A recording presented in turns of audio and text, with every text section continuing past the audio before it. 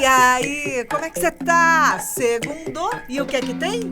Podcast Caos Corporativo na área. Na área! Aqui é Amanda Costa. E eu, Alberto Reutemann, vamos que vamos, mais um assunto incrível, Andy. E Anderson Bares aqui com vocês, pronto para mais uma semana cheia de reflexões. Bora! É isso!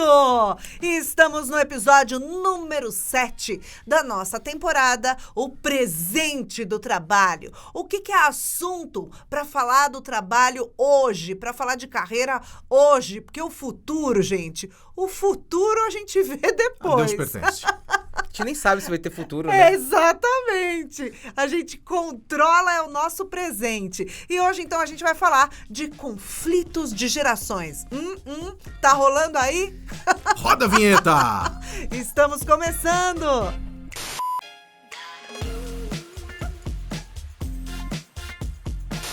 É uma verdadeira sopa de letrinhas que a gente vai tentar decifrar aqui, né? Vamos lá. É geração X, Y, Z, W... Baby Boomer, de ponta cabeça, alfa, beta, gama, ômega, né? Fora aquelas que aparecem Nini, geração Neném, alfa, neném. um monte, né? Toda geração. É isso, né, gente? O fato é que a gente nunca teve tanta gente de diferentes gerações dividindo o mesmo ambiente de trabalho. E a gente está aqui hoje para conversar um pouquinho sobre os conflitos de gerações que acontecem no nosso trabalho, nas nossas organizações. Meninos, eu começo perguntando, tem conflito ou não tem? Olha, eu quero começar essa resposta porque eu tenho uma visão um pouco antagônica do tema, sabia? Eu acho que tem conflito. Mas, gente, conflito é um negócio que faz parte da geração anterior com a próxima, sabe? Adulto versus jovem. Eu acho que é menos sobre característica específica de cada geração e mais o lance, sabe? Do jovem, da rebeldia, do querer fazer o contrário. Eu acho que é muito mais isso, eu acho que é muito mais simples, gente. Quer saber? Esse lance aí da sopa de letrinha toda só serve para deixar autor de livro rico. É só para isso que serve. Isso é bom.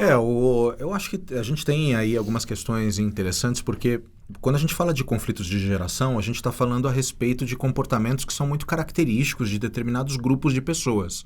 Então, quando a gente fala da geração Baby Boomer, que é um nome super simpático, né? O nome leva-se esse nome porque é a geração que nasceu no pós-guerra, né? Na Segunda Guerra Mundial. Então é uma geração que vivia no mundo da escassez, poucos recursos, os pais extremamente sofridos por ter participado de 2 guerras. Então é uma geração que chega com o pensamento de aproveitar ao máximo, de querer previsibilidade, de querer solidez. Estabilidade, né, Estabilidade. Quando chega a geração X, que é a turma que são os nascidos da geração Baby Boomer, você já começa a ver um comportamento muito diferente da relação Baby Boomers e dos seus respectivos avós.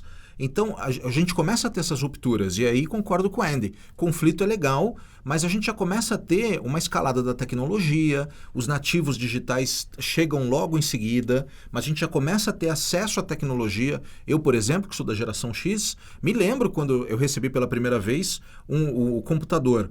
E eu ficava com o computador do lado esquerdo da mesa e a máquina de datilografar do lado direito.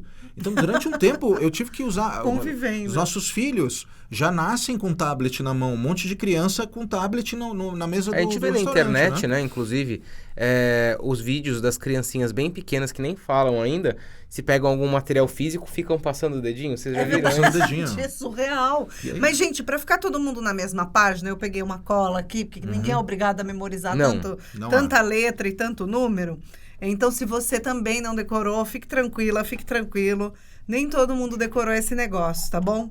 Então, é o seguinte, os Baby Boomers são os nascidos entre 45 e 64, que o Alberto falou do pós-guerra. Depois vem a geração X, nascida entre 65 e 84. Eu tô nela. Sim. Vocês estão nela? Eu tô nela. Também. Tá nela, tá no final. Tô no final, eu tô bem no limiar tá com o ali. pezinho no Y, né? Geração Y, quem nasceu entre 85 e 99, e a geração Z com nascidos a partir do ano 2000. Ou seja, os Zs, os primeiros Zs que chegaram ao mercado, estão hoje São com os nossos 22 filhos, né? anos. Basicamente, Sim, ali, né? quase Quase ali. nossos filhos, né? Mas os primeiros que chegaram já têm 22 anos. Uhum. Ou seja, já tem cargos, né? E estão convivendo com os baby boomers ali com mais ou menos entre 70 e 80 anos. É a primeira vez, né, que a gente tem 4 gerações trabalhando na mesma empresa, inclusive, né? Algumas consultorias famosas dizem que é a primeira vez que você tem 4 gerações trabalhando no mesmo local de trabalho. E aí dá conflito, dá crise, dá caos, né? Agora, de novo, eu volto para aquilo que eu trouxe no começo do episódio, gente. Quanto que isso é característica de cada geração ou quanto que isso é a nossa convivência com as pessoas que são mais jovens. E jovem, né? Pessoas jovens têm aquele espírito de mudar o mundo, de fazer as coisas acontecerem de maneira diferente, rebeldia. Quanto que isso não é meramente o comportamento jovem, né? Esse impulso pela transformação, do que, né, querer transformar tudo isso em ciência. Porque não existe muito padrão, sabe? A gente vê algumas características, mas mesmo nesse lance de data, putz, cada um fala uma coisa, né? Na verdade, o que os especialistas dizem que é muito menos a data e muito mais as características de cada uma das gerações. Então, por exemplo, você tem pessoas que viveram mais, assim, na verdade você tem pessoas que são fruto de um mundo em transformação. Né? Então, a relação com a tecnologia, a relação com o possuir, com o ser versus o ter, né? Então, por exemplo, você pega a geração dos nossos pais, a necessidade de ter alguma coisa. Casa própria, né? De ter a casa própria, de ter um carro, de ter uma linha telefônica. Um monte de gente que está escutando a gente vai viajar, fala assim, o que era a linha? O que é isso? Ter o nome limpo. Ter o nome limpo. Eu posso não ter nada, mas ter o meu nome limpo. Mas isso daí faz todo sentido para todas as gerações. Mas não significa que quem tem o nome sujo desonre a família, como eles falavam, né? Sim. Era muito, falou assim, olha, se você tiver com o nome sujo, que aliás hoje a gente não sabe dizer o que é nome sujo, né? Porque 7 a cada 10 famílias brasileiras estão endividadas. Significa que elas estão desonrando o nome delas? Olha que coisa louca, né? Claro. Se a gente começar a pensar, né? Agora, mas concluindo, Amanda, perdão. Não, eu perdi o meu raciocínio, o que eu estava falando. Não, desculpa, Amanda, que você estava falando justamente que determinadas características são inerentes a determinadas gerações. Como, sim, por exemplo, justamente por conta, não da idade, menos por conta da idade e mais por conta dos valores, né? Então, essa geração, que é a geração do ter, que é a geração dos nossos pais, em contraposição com a geração do ser, com a geração que busca experiência. Então, você fala hoje para um jovem que acaba de completar 18 anos, que da nossa época ou dos nossos pais, eu quero dirigir, eu quero ter um carro, né? Carro significa uma tenho independência. Sonho. Né? Exatamente. Eles não querem, eles querem usar um carro, né? Mas não quer necessariamente ter um carro. Casa própria. Para quê? Se eu quero viajar o mundo, se eu não quero ter raiz em nenhum lugar, né? Livro então físico. É muito livro físico, nem Bibliotecas. pensar. Nem eu uso mais livro físico. Eu uso e amo. Essa noite mesmo eu estava numa leitura nova que eu tô adorando. Depois eu trazer várias ideias para cá, que riscando o livro e me divertindo. Mas então eu acho que é muito mais essas crenças, esse conjunto de crenças de cada um desse grupo de pessoas que formam um comportamento, e muito menos o quando eles nasceram, apesar que uma coisa está ligada à outra. Acho que sim, mas para problematizar o tema, por que isso, né, é uma questão para as organizações? Por que né, as organizações ficam tão aflitas? Ai, a gente tem que debater essa questão do conflito geracional. Né? Qual é o problema nisso tudo que a gente está falando? São vários, Anderson. Você tem crianças de 22 anos chefiando o baby boomer, pô. Isso é um baita problema, você não acha? Eu acho que é problema porque a gente inverteu a ordem da lógica, né? A gente vem com o mindset de que o baby boomer tem que ser o chefe. Né? Porque a gente vem com aquela mentalidade... Mas eu não falei que nesse sentido de ser obrigatório. Eu tô falando, é o fato que acontece. Mas foi isso, né? Por exemplo, você pega a cultura oriental, o mais velho acaba sendo... O exército é assim. Você acaba subindo nas patentes... mais experiente. Pelo mais experiente. Você fala, coronel, quantos... eu tenho 20, 30 anos de exército, tantas batalhas... mas é que a gente tá debatendo meio que a exceção, né, gente? Porque ainda é assim. Porque você vai, né, conquistando determinadas posições a partir da sua experiência e, invariavelmente, de alguma maneira, isso está ligado com a idade. Exceções existem? Existem, né? Mas ainda o acúmulo de complexidade, né, ainda é o que te coloca em posições determinadas numa organização. E acho que ainda tem uma questão que complica ainda mais, né? Porque a diversidade etária, por exemplo, das gerações, é incrível para a companhia. Mas eu acho que a gente acaba percebendo uma outra anomalia dentro do mercado, que é, vamos trazer jovens aqui para dentro de casa, porque eles chegam com ideias novas, com inovações, eles vão propor coisas criativas. E a gente percebe, por exemplo, que os mais criativos são aqueles 50 a mais. Por quê? Porque eles tiveram, inclusive, muitas alternativas e possibilidades de conviverem com outras questões. Eu acho que não necessariamente o jovem chega com alguma coisa incrível para fazer a empresa mudar. Porque falta experiência. Falta experiência, né? Porque né? para você ter criatividade, você precisa ter bagagem. Né? A criatividade diz respeito ao conjunto de experiências, ao conjunto de coisas que você viveu, ao conjunto de pessoas com quem você conviveu. Criatividade também é sobre isso.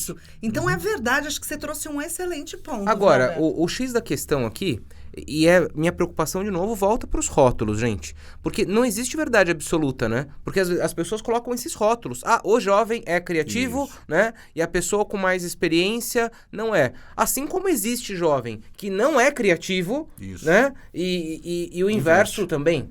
Então é assim, eu acho que o grande recado, pelo menos que eu deixo aqui, gente, não existe rótulo, existe gente, existem as pessoas que são de gerações anteriores super antenadas, super atualizadas, existe o jovem, né, do Quiet Quitting agora, que também muitas vezes não quer dar, né, a milha extra, né, não quer o esforço adicional. Então eu acho que isso é muito mais uma conversa sobre gente e suas características, do que uma conversa só sobre 1 milhão de gerações, rótulos e assim por diante, sabe?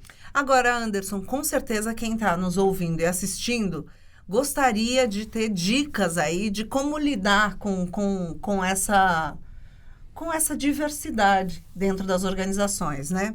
Se eu pudesse dar aqui um recado, eu diria o seguinte: respeito. Respeito na frente de tudo, né? Quando a gente respeita o jeito da pessoa pensar, quando a gente respeita a história que existe por trás do crachá, a gente sempre chega a um bom termo em qualquer questão.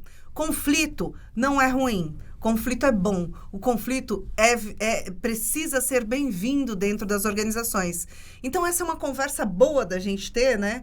Porque esse episódio se chama Conflitos entre Gerações. Sim, eles existem, porque eles existem antes entre as pessoas, né, Alberto?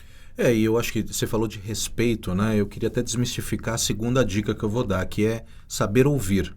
Eu acho que você está convivendo com várias gerações ao mesmo tempo e no mesmo local de trabalho. O saber ouvir não é simplesmente parar e ficar, tô te escutando, hein? Continua, não, fala a tua ideia aí. Para mim, o máximo do saber ouvir é falar assim, legal, vamos tentar, testa aí, toca, porque só o saber ouvir é uma demonstração de respeito, mas ao mesmo tempo você pode falar assim, legal, te ouvi, acabou?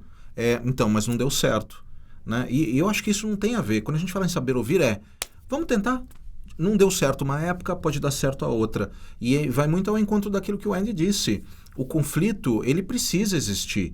Mas que tal a gente também testar a vida? De repente, assim, a gente diminui, acho que o conflito. O meu ponto principal, sabe, é deixar rótulo de lado. Cara, tem que deixar rótulo de lado. Cara e mina, né? Tem que deixar rótulo de lado. E entender como é que aquelas pessoas estão dispostas a contribuir. Gente, é colocar todo mundo para conversar. É entender o que cada um pode aportar de valor. Né? No final das contas, o que a gente tem que ter de clareza, e eu acho que esse é um pensamento fundamental, e aí já ligando isso com cultura, é o que a gente quer e espera das pessoas dentro da nossa organização. Independente de quais, né, de quais gerações essas pessoas pertencem, ou qualquer coisa que o valha. Né? Então é assim, se eu tenho que ter uma organização absolutamente inovadora, eu espero isso daquela pessoa que já é mais experiente, está no mercado de trabalho há mais tempo, e daquela que acabou de chegar, e tenho que deixar essa comunicação clara para todo mundo. Né? Então, esse lance dos rótulos é o que mais me incomoda, eu acho que é o que a gente tem que tirar da frente. A verdade é que a gente está falando de diversidade, né? Essa é a agenda, né? Essa é a agenda. Seja bem-vinda, diversidade. Sejam bem-vindos vocês de todas as gerações ao mundo corporativo. E que venha a treta. A gente gosta também de treta, porque a gente cresce com ela. Meninos, precisamos ir embora. Mas já? É hora de dar tchau. Poxa vida, esse assunto aí, tem que abrir uma cerveja, uma cachaçinha, aguardente. Aliás, tem uma diferença de cachaça e aguardente aí, você sabia qual é? Que é? O teor alcoólico e cachaça é natural do Brasil, eu soube esses dias aí. É porque cada país tem sua aguardente, inclusive, né? Aguardente pode ser de mandioca, pode ser de uma série de produtos naturais, mas cachaça... por exemplo, o saquê é uma aguardente do Japão, Exatamente. É isso? Assim como a vodka é a aguardente russa. né? Entendi. E assim Então por a gente diante. tem que abrir uma Muito bem. cachaça e continuar esse papo de gerações aí. É isso aí. Porque todas tomam, não? Vou deixar um desafio no ar aqui. A gente trazer um representante de cada geração para um debate. Já pensou? Ia ser legal, não ia? Super legal. Boa ideia. Vamos fazer? Executar. Muito bem. Vamos que vamos. E você que está nos assistindo e nos ouvindo, se achou esse bate-papo relevante, se inscreve no canal, ativa o sininho, recomenda para os amigos e até para os inimigos. De todas as gerações. Todas as gerações, né? Um beijo e até a próxima. Tchau, tchau.